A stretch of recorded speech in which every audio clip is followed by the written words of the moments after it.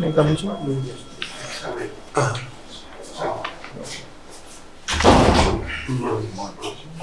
Achyut, Thank you, sir. তুমি masters হিষ্ট্ৰীত কৰিলা Hi, sir. গ্ৰেজুৱেশ্যনো history Graduation of History. Hindu কলেজৰ পৰা Hi, sir. Hindu College of Masters কৰিছো, sir. Motilal Nehru College of Graduation কৰিছো. ইয়াত ক'ত পঢ়িছিলা হাই স্কুল Sir, গাঁৱতে পশ্চিম কলাবাৰী উচ্চতৰ মাধ্যমিক বিদ্যালয়. কলাবাৰী তাৰমানে গহপুৰ হয়, sir. বুৰঞ্জী পঢ়িবলৈ গ'লা হয়, sir. কোৱা এতিয়া বুৰঞ্জী আমাক কোৱাচোন ভাৰতৰ বুৰঞ্জী অসমৰ বুৰঞ্জী কোৱাচোন গোটেই বুৰঞ্জীৰ বিষয়ে পঢ়িবলৈ গ'লে কোনটো এৰিয়াত তোমাৰ ইণ্টাৰেষ্ট আছে Sir, আধুনিক পিৰিয়ড, মডাৰ্ণ পিৰিয়ড বুলি কয়. Modern Indian history period, sir, interest. More specialization master, sir. Modern Indian history কোন চনৰ পৰা কেতিয়াৰ পৰা আৰম্ভ হয় Sir, Indian context যদি চাওঁ তেতিয়াহ'লে sir 1800 শতিকাৰ পৰা 18th century পৰা contemporary period সমসাময়িক সময়লৈকে ধৰা হয় sir. 18th century পৰা ধৰে নেকি হয় sir. Sir, বিবাদ এটা আছে কেতিয়াৰ পৰা আৰম্ভ হৈছিল তাক লৈ 18th century debate বুলি কয় তাৰে first phase and second phase ত এটা বিবাদ আছে continuity and change যিখিনি প্ৰচেছ হৈছিল তাৰ পিছৰ পৰা যি আধুনিক সময় আৰম্ভ হ'ল আৰু তাক লৈ আধুনিক পিৰিয়ড বুলি কোৱা হয় কিন্তু ইয়াক লৈ বিবাদ আছে কিমান চনৰ পৰা তাক ধৰিব পাৰি কিছু সংখ্যকে কয় ঔৰংজেবৰ মৃত্যুৰ পিছৰ পৰা অৰ্থাৎ 1707 চনৰ পৰাই আধুনিক সময় আৰম্ভ হৈছিল তেতিয়া মোগলৰ লাহে লাহে ডিক্লাইন হ'ব ধৰিছিল আৰু ইউৰোপিয়ানসকলৰ আগমনৰ পিছত যি আধুনিক ব্যৱস্থা হৈছিল তাক ইম্পেৰিয়েলিষ্ট স্কলাৰসকলে যাক কেম্ব্ৰিজ স্কুল অফ থট বুলি কোৱা হয় তেখেতসকলে আধুনিক পিৰিয়ডৰ মৰ্যাদা দিছিল যদি ছাৰ অসমৰ ক্ষেত্ৰত চাওঁ তেতিয়াহ'লে ইয়াক ব্ৰডলি 1826 ইয়াণ্ডাবু সন্ধিৰ পিছৰ পৰাই ধৰা হয় কোনখিনি আমাৰ পৰা অসমৰ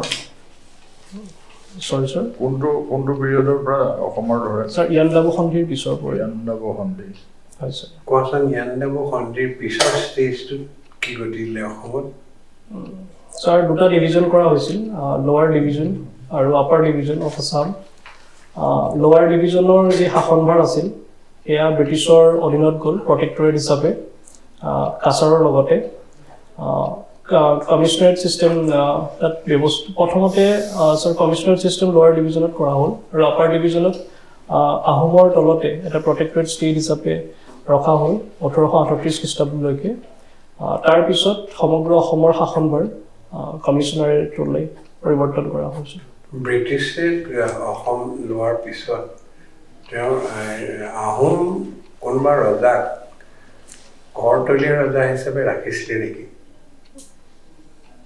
হয় ছাৰ গৌৰীনাথ সিংহ ছাৰ পুৰন্দৰ সিংহ চৰি ছাৰ পুৰন্দৰ সিংহৰ বাপেক কোন আছিলে ছাৰ মই চিয়ৰ নহয় এই বিষয়ে with your permission I can guess take a guess নালাগে বাট চাই ল'বা thank you sir অসম বুৰঞ্জী Assam history as such is it taught in Delhi University and the course Assam বুৰঞ্জী Delhi University পঢ়ায় নেকি sir not in the part of course but if you can take if you're interested you can take a separate paper on it as the history of Northeast India so which is the period included in this so basically it's a modern period post Yandabu treaty period sir current affairs চাইছা হয় sir follow কৰি আছো পৰীক্ষাৰ কাৰণে পঢ়িছা নহয় current affairs হয় sir follow কৰি আছো কি এতিয়া তোমাৰ কি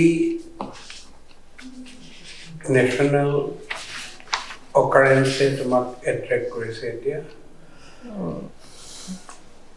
ছাৰ ৰাষ্ট্ৰীয় পৰ্যায়ত নেশ্যনেল অকাৰেন্স হিচাপে আজি ইলেকশ্যন হৈ আছে 5খন ষ্টেটত ইলেকশ্যন হৈ গ'ল আৰু তাৰ যি ৰিজাল্ট আহিলে সেয়াই লগতে ৰাষ্ট্ৰীয় ৰাজনৈতিক প্ৰেক্ষাপটত যি মিজোৰামত বিশেষকৈ দেখা গ'ল কেনেকৈ এটা ৰিজনেল পাৰ্টিয়ে শাসনভাৰ গ্ৰহণ কৰিলে 2019ত ৰেজিষ্টাৰ হোৱাৰ পিছতেই অতি শীঘ্ৰে তৃতীয়তে ছাৰ আজি যি NCRB ৰিপৰ্ট আহিছিল ক্ৰাইম ইন ইণ্ডিয়া তাত যি অপৰাধৰ ক্ষেত্ৰত বিশেষকৈ কম্পিটিটিভ ফেডাৰেলিজমৰ যি প্ৰক্ৰিয়াত ষ্টেটসমূহক গ্ৰেড কৰা হ'ল বিভিন্ন শিতানত তাৰ বিষয়ে ছাৰ অৱগত হ'লোঁ লগতে ছাৰ আজি GDPৰ ক্ষেত্ৰত আমাৰ এইটো কোৱাৰ্টাৰত 7.6% গ্ৰোথ ৰেটত ইণ্ডিয়ান ইকনমি গ্ৰ' কৰিছে লগতে আমাৰ অসমেও GST কালেকশ্যনত ৰেকৰ্ড GST কালেক্ট কৰিব সক্ষম হৈছে নৱেম্বৰ মাহত 1235 কোটি টকা ছাৰ আৰু 1500 কোটি টকাৰ সংগ্ৰহৰ লক্ষ্য গ্ৰহণ কৰিছে যি আগতে এক্সপেক্টেড আছিল ভাৰতৰ ইকনমি যিমান এটা গতিত আগবাঢ়িব তো সেই গতিতকৈ বেছি আগবাঢ়িবলৈ সক্ষম হ'ল আৰু ছাৰ আজিৰ পৰা ছাৰ লগতে আন্তঃৰাষ্ট্ৰীয় প্ৰেক্ষাপটত UNFCCৰ COP28 চলি আছে ছাৰ U8 আৰু তাতে ভাৰতে নিজৰ যি পদক্ষেপ গ্ৰহণ কৰিছে গ্ৰীণ গ্ৰোথ ক্ৰেডিট ছিষ্টেমৰ থ্ৰু কিন্তু এইটো green growth carrying system sir এইটো এটা ক্ৰেডিট ছিষ্টেম য'ত গ্ৰীণ ইনভেষ্টমেণ্টৰ ওপৰত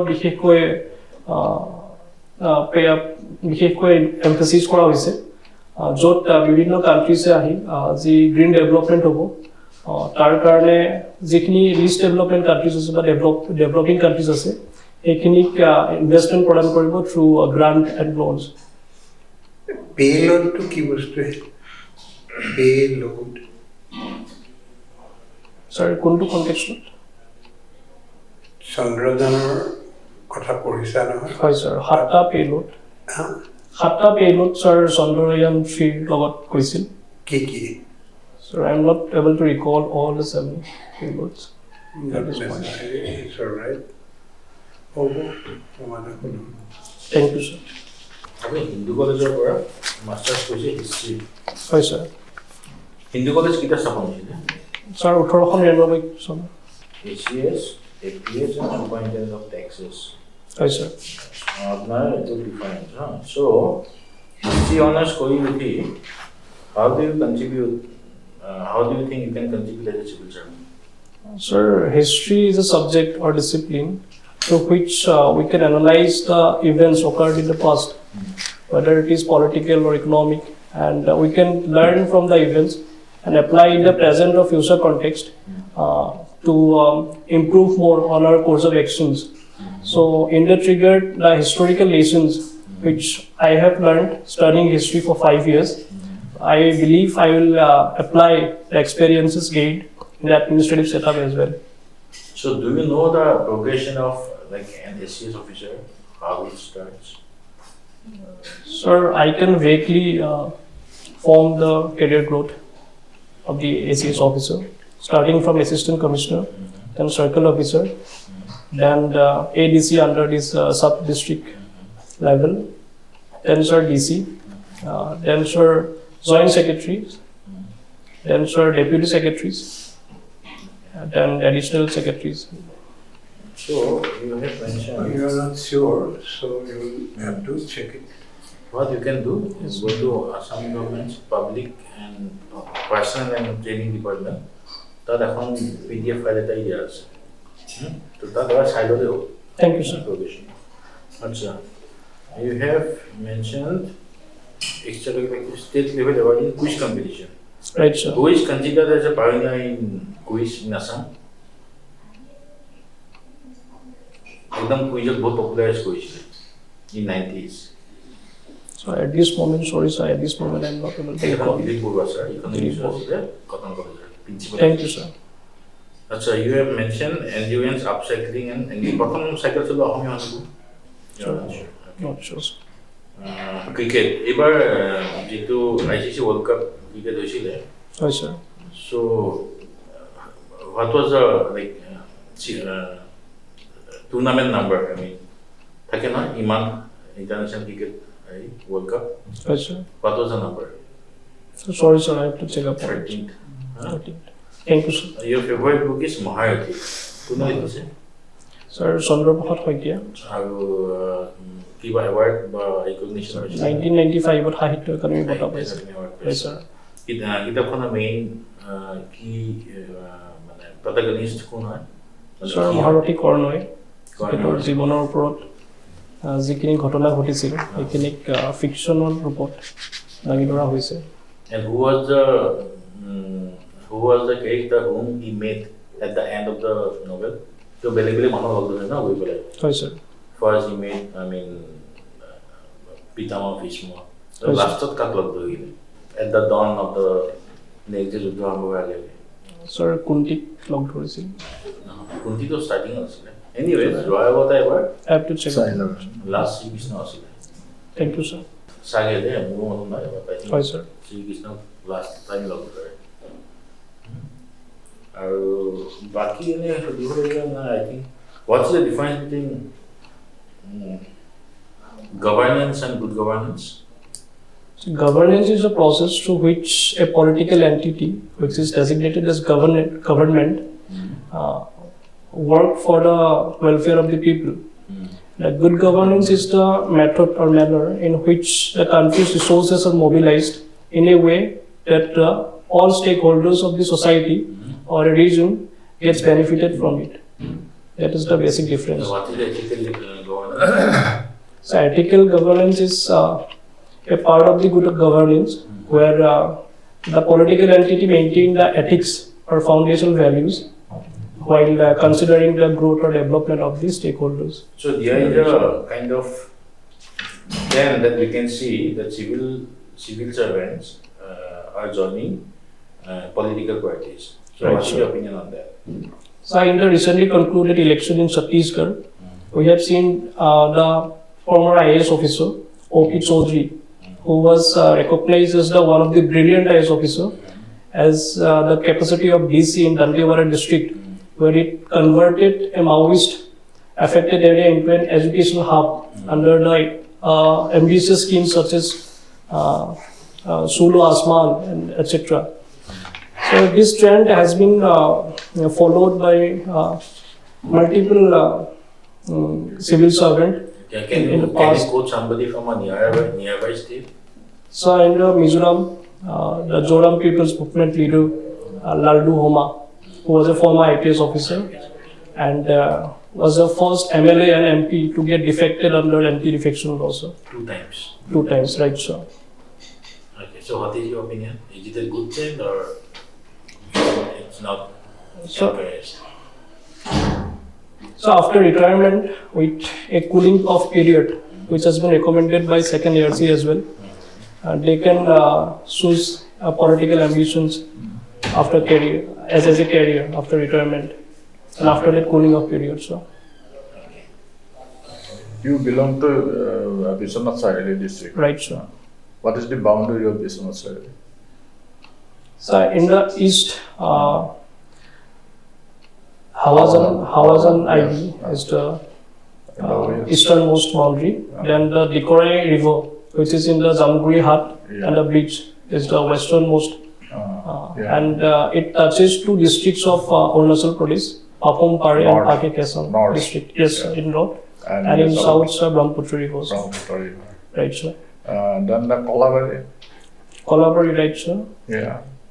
It is an area under the Gopur subdivision, sir. No, it names. About its name. Name, sir. Yeah. Kolabari. Sir, Why you call it Kalabari? sir, the Sutia Rosa, Sutia King Dharmanarayan established some cultural centers in the region, Yeah. and the region got enriched with the cultural aspect, and there has been a continuity of the cultural richness in the region, I see. which is reflected in the Dologuri Bihu, which is famous across Assam, sir. In that area it is. Correct, sir. There is a system called Hepu, where the breed control has been practiced in the Bihu dance. as well. Rajabari. The name of Rajabari is also related to that.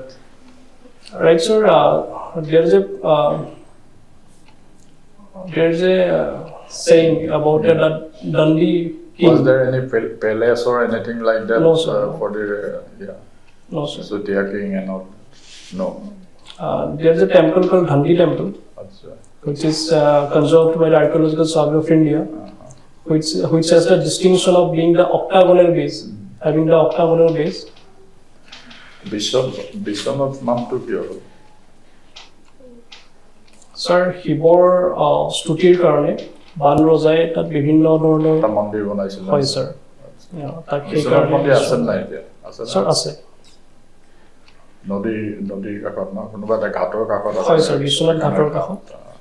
Recently sir, best village tourism award পাইছে under Ministry of Culture and Tourism। আৰু এটা কথা কৈছো, ইয়াত আপোনাৰ মানুহৰ মানে idolise কৰাৰ কথা কোৱা হৈছিলে, but you are idolising one god, Krishna sir, Krishna. Sri Krishna। Name a person whom you idolize and why. Is Sri Krishna a man, a person? I do not know actually. কি হবে এইটো appropriate হৈছে না? What is your তাকে তেওঁ কি কয় শুনিছোঁ তেওঁৰ পৰা। Sir, কিংবদন্তি হিচাপে আছিল so you have understood the question na? Right sir। Yeah, done. Sir, কিংবদন্তি হিচাপে আছিলে sir, তেখেতৰ যি চৰিত্ৰ আছিল বা যি ব্যক্তিত্ব আছিল সেয়া মোক বাৰুকৈ অনুপ্ৰাণিত কৰিছিল। তেখেতৰ যি নিৰপেক্ষতা আছিল, ইম্পাৰ্চিয়ালিটি, যেতিয়া স্যাৰ দুৰ্যোধন আৰু Arjun. No, that part is okay. কিন্তু শ্ৰী কৃষ্ণক আমি পাৰ্চন বুলি ক'ম নে he is God?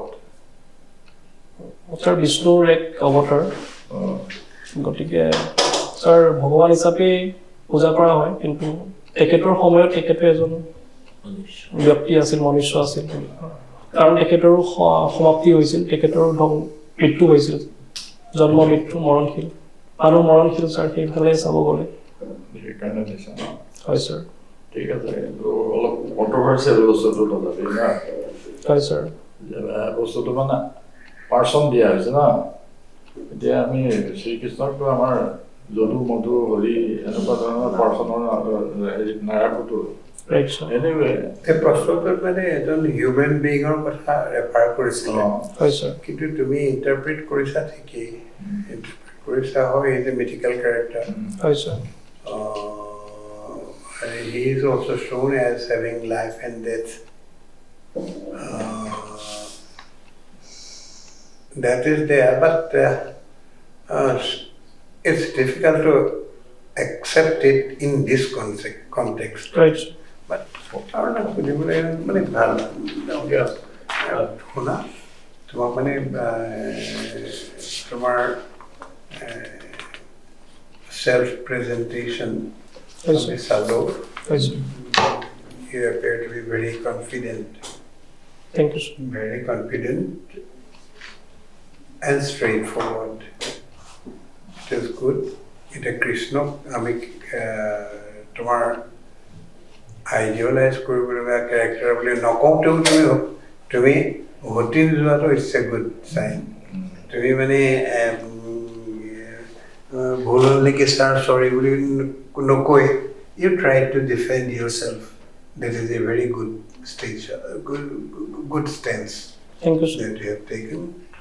তাৰপিছত আমাৰ মানে সাধাৰণতে APSC ইণ্টাৰভিউবিলাকত বা যিকোনো ইণ্টাৰভিউতে চাই মানুহটোৱে পাৰ্চনেলিটিটো কেনেকৈ গ্ৰ' কৰিছে নিজৰ পাৰ্চনেলিটিটো। তোমাক দেখা গৈছে ইউ আৰ এ ষ্ট্ৰেইট ফৰৱাৰ্ড ষ্টেডি পাৰ্চন। তোমাৰ এগেইনষ্টে আমাৰ কুৱেশ্যন নাই। And we wish you will succeed. Thank you very much. এতিয়া তুমি যাব পাৰা। Thank you sir. With all best wishes. Thank you sir. Thank you sir. Thank you.